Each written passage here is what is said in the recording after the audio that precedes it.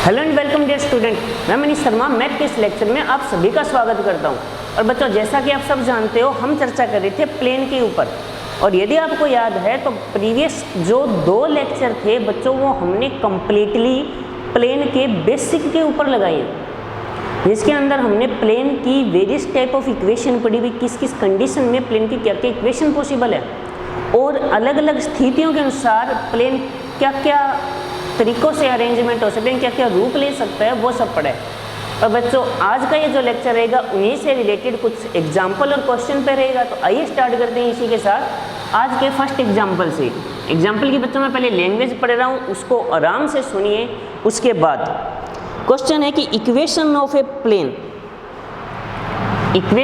Plane 3x minus 4y plus 2z equal to 12 है।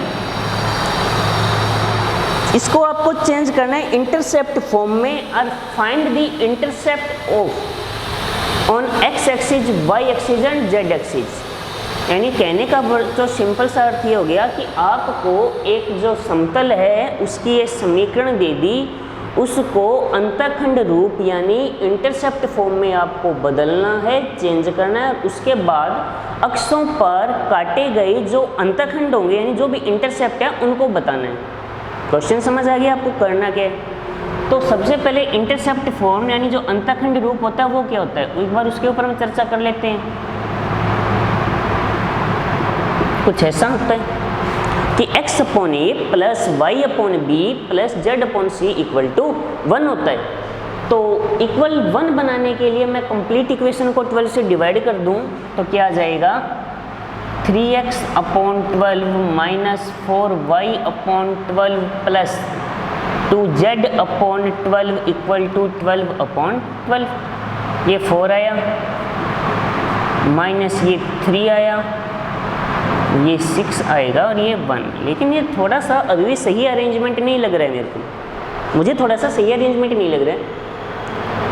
क्यों नहीं लग रहा है कि इसका साइन यहाँ पे पॉजिटिव होता है, क्योंकि जो इंटरसेप्ट है वो नेगेटिव हो सकता है। तो ये हो जाएगा x upon 4 plus Y upon minus 3 plus Z upon 6 equal to 1। तो बच्चों यहाँ पे a की वैल्यू 4, b की वैल्यू माइनस 3 और c की वैल्यू 6। ये आपका रिजल्ट आ गया। यानी यहाँ पे b जो नेगेटिव वैल्यू वो क्या बताती है, b की नेगेटिव वैल्यू स्टूडेंट आपको ये बता रही है कि जो आपका इसके ऊपर जो भी इंटरसेप्ट यानी अंतःखंड है वो नेगेटिव y एक्सिस पे है। जैसे फॉर एग्जांपल आपने अंतःखंड यानी इंटरसेप्ट फॉर्म पढ़ी है किसी लाइन की, यदि ये है तो यहाँ पे ये पॉजिटिव पॉजिटिव, यदि कोई लाइन ऐसे जा रही है तो ये नेगेटिव ये पॉजिटिव, ऐसे जा रही है तो दोनों नेगेटिव और ऐसे जा रही है तो ये पॉजिटिव और ये नेगेटिव। बस समझ आ गई होगी। तो इंटरसेप्ट क्या होता है, पॉजिटिव एक्स एक्सिस पर नेगेटिव एक्स एक्सिस या पॉजिटिव वाई या नेगेटिव वाई, ये जो भी है उनके ऊपर जो उसका एक पोर्शन यानी एक पार्ट कट करता है, कहाँ से, ओरिजिन से लेकर, वो उसका इंटरसेप्ट बोला जाता है, जिसे आप हिंदी में क्या कहते हो, अंतःखंड। अंतःखंड यानी अंदर की ओर काटा गया एक पार्ट, उसका टुकड़ा एक मान लो, जितना उसको कट करेगी तो जितना उसका वो पार्ट होगा। ये कोई भी लाइन है, हम उसको जैसे पॉजिटिव एक्स एक्सिस है उसको स्टार्टिंग मानते हैं ओरिजिन यानी मूल बिंदु से, नेगेटिव एक्स एक्सिस को भी मैं स्टार्टिंग मानते हैं ओरिजिन यानी मूल बिंदु से। तो मूल बिंदु से जितनी भी दूरी पर वो उसको काटेगा तो वो उसका एक पार्ट नहीं होगा क्या, वो उसका इंटरसेप्ट बोला जाएगा यानी अंतःखंड। ठीक है बच्चों, एग्जाम्पल क्लियर हुआ या नहीं हुआ? नेक्स्ट एग्जाम्पल जो करवाने जा रहा हूँ वास्तविकता में बढ़िया है, लोकस से रिलेटेड है बच्चों। ठीक है, बिंदु पथ जो आपने 10th क्लास में बहुत अच्छी तरीके से पढ़ा था, याद है या नहीं वो एक अलग बात है। इसलिए नेक्स्ट एग्जाम्पल को मैं पढ़ रहा हूँ, पहले उसको सुनिए फिर। कि एक समतल निर्देशी अक्षों को ABC पर इस प्रकार मिलता है कि इससे निर्मित त्रिभुज ABC का केंद्रक के PQR है। यानी क्वेश्चन की बच्चों लैंग्वेज आपको ये कह रही है कि कोई प्लेन है वो अक्षों को ABC पर मिल रहा है यानी कट कर रहा है। एक एग्जाम्पल के लिए लिखें तो यानी जो आपका प्लेन है, जो भी प्लेन आप बच्चों ले रहे हो, वो अक्ष पर जहाँ भी मिल रहा है, एक्स एक्सिस पर A पॉइंट है, वाई एक्सिस पर B पॉइंट है, इस पर क्या पॉइंट है, C पॉइंट है। ठीक है, तो उनको मैं क्या मान सकता हूँ, तो A के कोऑर्डिनेट क्या हो जाएंगी, A0 0, B के कोऑर्डिनेट क्या हो जाएंगे 0 B 0 और C के कोऑर्डिनेट क्या हो जाएंगे बच्चों 0 0 C। यानी एक तरीके से ये बोला जा सकता है कि प्लेन के द्वारा x एक्सिस पर जो इंटरसेप्ट होगा वो होगा A, y एक्सिस पर जो इंटरसेप्ट होगा B और z एक्सिस पर जो इंटरसेप्ट होगा वो होगा C। यानी अक्षों पर काटे गए अंतखंड यानी उनकी लेंथ है वो है ABC। तो एक तरीके से मैं उनको कोऑर्डिनेट भी तो मान सकता हूँ ना। आगे बात समझ में। आप कोई बच्चे के माइंड में ये आ रहा हो कि सर आपने कोऑर्डिनेट कैसे मान लिए, तो बच्चों देखो, जैसे मान लीजिए कोई लाइन है, ये डिस्टेंस A है तो इसका मतलब इसके कोऑर्डिनेट क्या हो जाएंगे A0। ये डिस्टेंस यदि B हो तो इसके कोऑर्डिनेट क्या हो जाएंगे 0, B। बात समझ आई। लेकिन आप 3D प्लेन के अंदर आ रहे हो, 3D के अंदर, तो उस वक्त इसके कोऑर्डिनेट हो जाएंगे A0 0 और 0 B 0, क्योंकि आपकी z एक्सिस भी इसके अंदर इंक्लूड है। यानी आपका प्लेन कुछ इस तरीके से, जैसे मेरा हाथ नहीं है क्या, जैसे देखो आपको बताता हूँ, ये जो z एक्सिस मान लो मार्कर को, तो मेरा हाथ जब ऐसे जा रहा है तो देखो ये तीनों अक्षों को y x और z ऐसे टेढ़ा काटेगा ही नहीं काटेगा, तो वो जो डिस्टेंस है ना ओरिजिन से वो ABC है। ठीक है, तो इस तरीके से आपके पास एक ट्रायंगल जनरेट होगा या नहीं होगा ABC। ये कह रहा है कि उसका जो सेंट्रोइड है, उसका जो सेंट्रोइड है वो K दे दिया और K की कोऑर्डिनेट आपको दे दिए PQR।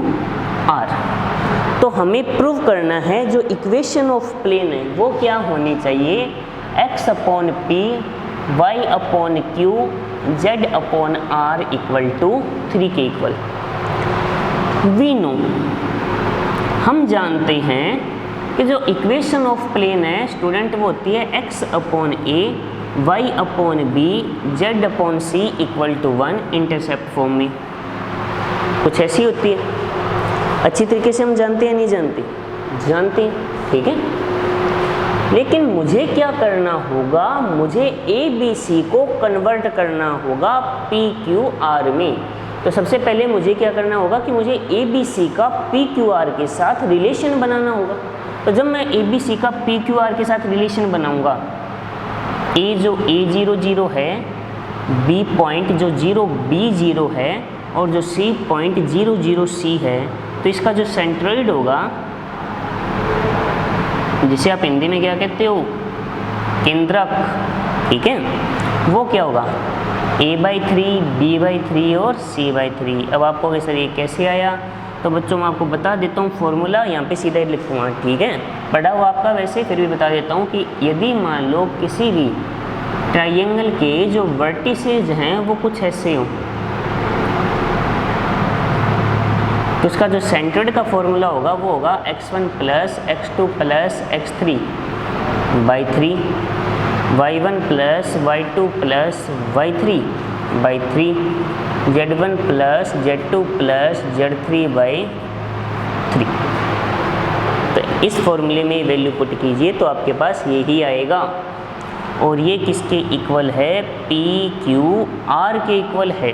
ये किसके इक्वल है, PQR के इक्वल है। तो बच्चों यहाँ से जो रिजल्ट बनेगा वो क्या होगा, मेरे पास वैल्यू आ जाएगी कि A/3 equal to P, B/3 equal Q और C/3 इक्वल टू R। तो रिजल्ट आया A equal to 3P, B equal to 3Q, C equal to 3R। ठीक है, अब जब आप इन वैल्यू को इस इक्वेशन नंबर 1 में रखोगे, फ्रॉम इक्वेशन नंबर 1 क्या आएगा, x/3p y/3q z/3r equal to 1। और 3 को यदि स्टूडेंट आप कंप्लीट इक्वेशन से मल्टीप्लाई करते हो तो x/p plus y/q plus z/r equal to 3, और ये आपका रिजल्ट हो जाएगा। और यही प्रूव करना है या नहीं करना है, यही प्रूव करना है। तो आराम से देखिए, क्वेश्चन समझ आया ही नहीं है बच्चों। देखो इस तरीके के जो क्वेश्चन होते हैं वो आपको हमेशा कंफ्यूज करते हैं, क्योंकि जो सिद्ध करना होता है यानी आपको क्या करना होगा, एक वेरिएबल का दूसरे वेरिएबल के साथ पहले रिलेशन बनाना, फिर उसको रिमूव करना, वहाँ से हटाना। तो इस प्रोसेस के अंदर सबसे पहले आप उनका रिलेशन देख लो, रिलेशन बनाओ ताकि एक की जगह दूसरे को रखा जा सके। तो दोबारा मैं बता रहा हूँ कि भाई आपको जो ए बी सी के कोऑर्डिनेट A0 0 0 B0 और 0 0 C कैसे पता चल गया होगा, क्योंकि ए पॉइंट x अक्ष पर है, बी वाई अक्ष पर है और सी जेड एक्सिस पर है, तो इनके कोऑर्डिनेट कुछ ऐसे ही होंगे। तो यदि ऐसे कोऑर्डिनेट है तो इंटरसेप्ट फॉर्म फिर ये बनेगी। क्लियर है? इसका जो सेंट्रोइड है वो ये होगा, तो सेंट्रोइड का फॉर्मूला A/3 B/3 C/3 होगा। क्यों होगा वो आपको मैंने फॉर्मूला बताया था, इक्वल टू PQR। जब आप A/3 इक्वल P लोगे तो A की वैल्यू 3P, B की वैल्यू 3Q और C की वैल्यू 3R आपके पास आएगी। और जब इस इक्वेशन नंबर 1 में आप A B C की वैल्यू रखोगे तो जो आपका प्लेन कुछ ऐसा हो जाएगा। जो प्रूव करना है उसके लिए इक्वल में 3 चाहिए, तो 3 का कंप्लीट इक्वेशन में मल्टीप्लाई कर दो, तो बच्चों ये रिजल्ट हो गया। तो बताइए बस समझ आई या नहीं आई? क्लियर हो गया होगा? तो आगे बढ़ते हैं, क्वेश्चन समझ आ गया ना? ठीक है बच्चों, तो आगे देखो नेक्स्ट क्वेश्चन। अब बच्चों जो नेक्स्ट क्वेश्चन है वो नॉर्मल फॉर्म के हैं। नॉर्मल फॉर्म आपको क्या बताई थी प्रीवियस लेक्चर में, याद होगी? एक बार उस पर हम थोड़ी सी चर्चा वापस करेंगे, ठीक है? उसके बाद आगे बढ़ेंगे, क्योंकि उसकी एक बात आपको समझानी शेष है अभी। भाई नॉर्मल फॉर्म स्टूडेंट मैंने आपको बताया था कि हम लिखते हैं नॉर्मल फॉर्म प्लेन की लिखी जाती है R.n इक्वल टू P, जहां n है यूनिट नॉर्मल वेक्टर। n क्या आपका यूनिट नॉर्मल वेक्टर यानी अभिलंब इकाई सदिश, और P है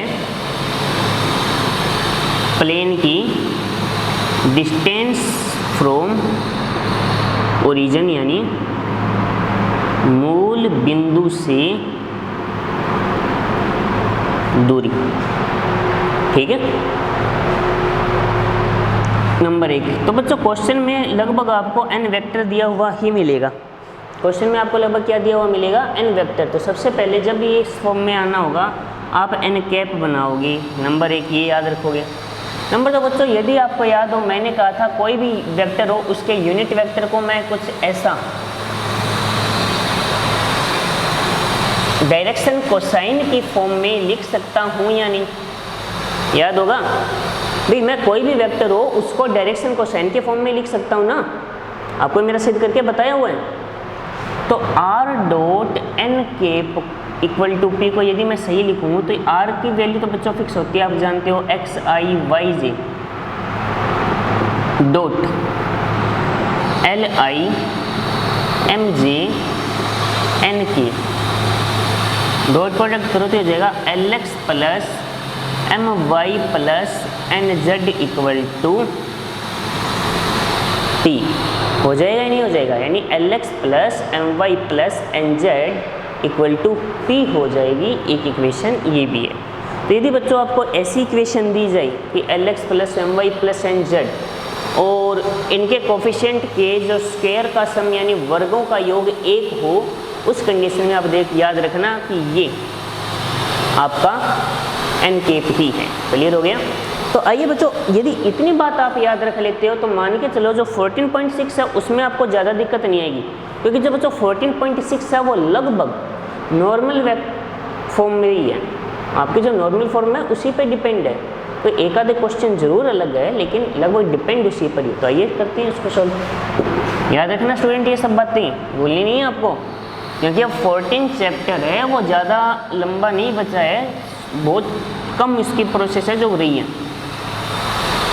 तो ये देखते हैं नेक्स्ट एग्जाम्पल जो आपको दिया गया है, पढ़ रहा हूँ ध्यान से सुनिए कि उस समतल का समीकरण यानी आपको find the equation of a plane which distance from origin is 4 unit, यानी जिसकी मूल बिंदु से दूरी कितनी है 4 इकाई, यानी p की वैल्यू 4 दी है, तथा जो वेक्टर है i minus 2j plus 2k इसका नॉर्मल वेक्टर है, अभिलंब सदिश है i minus 2j plus 2k।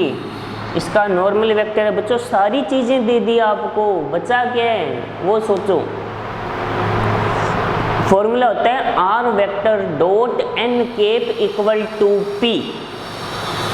P आपको दे दिया है, पी आपको दे दिया या नहीं दे दिया, नंबर 1।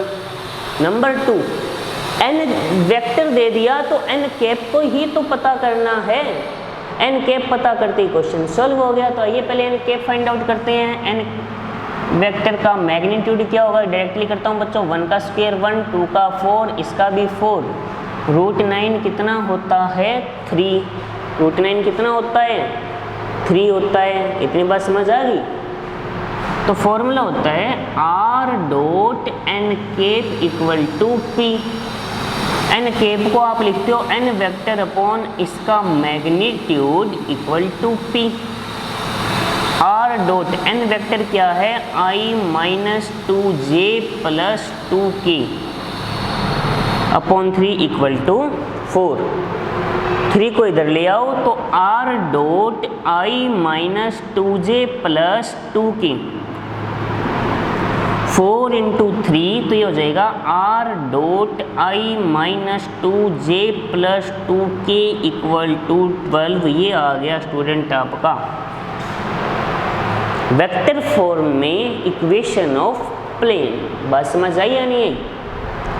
सिंपल है। यानी क्वेश्चन में बच्चों आपको क्या होगा, सारी वैल्यू दी हुई मिलेगी। क्वेश्चन में आपको सारी वैल्यू दी हुई मिलेगी।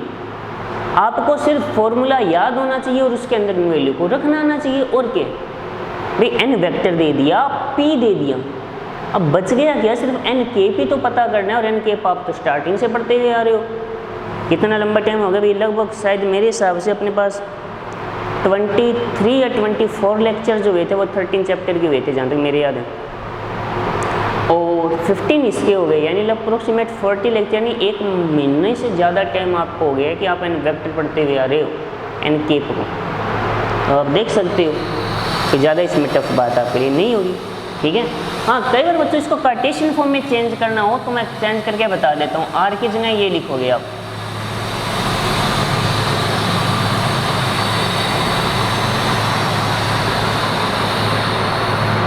आर की जगह ये लिखोगे, डॉट प्रोडक्ट करोगे तो आ जाएगा x minus 2y plus 2z equal to 12। जहाँ याद रखना इसके जो कोफिशिएंट है 1 - 2 2 डायरेक्शन रेशियो ऑफ नॉर्मल है, और बाकी सब आपके आगे है। ठीक है बच्चों, एक क्वेश्चन और करते हैं, उसके बाद इस लेक्चर को फिनिश करते हैं। ठीक है, क्वेश्चन समझ आ गया होगा बच्चों, कोई डाउट नहीं होना चाहिए। सिंपल सी प्रोसेस है ना। तो आगे देखो,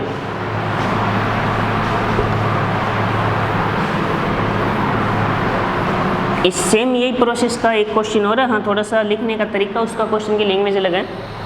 क्वेश्चन है बच्चों आपके लिए कि उस समतल का समीकरण ज्ञात कीजिए, यानी find the equation of plane जिसकी डिस्टेंस फ्रॉम ओरिजिन 2 यूनिट, जिसकी मूल बिंदु से दूरी कितनी है 2 इकाई है, यानी पी का मान कितना है 2। आगे क्या करें, and direction ratio of normal, यानी अभिलंब के दिक्कनुपात, अभिलंब के दिक्कनुपात है 12 - 3,4। डायरेक्शन रेशियो ऑफ नॉर्मल ये दे दिए इक्वेशन। सबसे पहले नॉर्मल फॉर्म पता कर लो, उसके बाद तो सारी हुई। बच्चों याद रखना, जब भी डिस्टेंस फ्रॉम ओरिजिन दी गई हो ना, मूल बिंदु से दूरी दी गई हो, आप हमेशा नॉर्मल फॉर्म को ही करोगे सोल्व। बात समझ आ गई है? ये जब भी डिस्टेंस फ्रॉम ओरिजिन यानी मूल बिंदु से दूरी का जिक्र आए, जब भी बच्चों आपका डिस्टेंस फ्रॉम ओरिजिन यानी मूल बिंदु से दूरी का जिक्र आ जाए, उस कंडीशन में आप हमेशा नॉर्मल फॉर्म पे आओगे। कौन सी फॉर्म पे आओगे? नॉर्मल फॉर्म पे आओगे, विलंब रूप। तो एन वेक्टर बनाते हैं। पहले एन वेक्टर होगा 12i - 3j plus 4k। N vector का मैग्नीट्यूड हो जाएगा बच्चों 12 का स्क्वायर 144 प्लस 9 प्लस 16, इनका सम होगा 169 यानी 13। तो R dot N cap equal to P होता है, यानी R dot N vector upon magnitude of N equal to P, या आर डॉट एन वेक्टर मैं क्या लिख सकता हूँ, magnitude of N into P, सारी वैल्यू रखो। तो R dot 12i - 3j plus 4k equal to N, ये है 13 और ये है 2। तो आ जाएगा R dot 12i minus 3j plus 4k equal to 26। ये तो आ गई बच्चों वेक्टर फॉर्म, ठीक है। कार्टेशियन फॉर्म में चेंज करना हो तो आर की जगह xi plus yj plus z के पुट कर दो, तो ये हो जाएगा 12x minus 3y plus 4z equal to 26। ये लीजिए, क्लियर हो गया। तो चलो देखो, अब जो होमवर्क है वो आप सुनने का कष्ट करो, ठीक है। जो आपकी एक्सरसाइज 14.6 है उसके क्वेश्चन आपको सॉल्व करने हैं, सारे नहीं कह रहा हूँ, जो जो आपसे हो सकते हैं आप सॉल्व करके देखिए। यानी होमवर्क ये आप अपनी मर्जी से जो जो क्वेश्चन आपसे सॉल्व हो सकते हैं वो ट्राई करो, यदि नहीं होते हैं तो वो मैं करवा दूंगा, ठीक है बच्चों। तो नेक्स्ट लेक्चर कंप्लीट 14.6 का रहेगा, ठीक है। हाँ, एक एग्जाम्पल और है जो अलग तरीके का है, वो भी सॉल्व करेंगे, ठीक है। तो आज के लेक्चर के लिए इतना ही, बाकी की जानकारी बच्चों नेक्स्ट लेक्चर के लिए। तब तक के लिए टेक केयर, धन्यवाद। हाँ, स्टडी को रेगुलर जारी रखिए।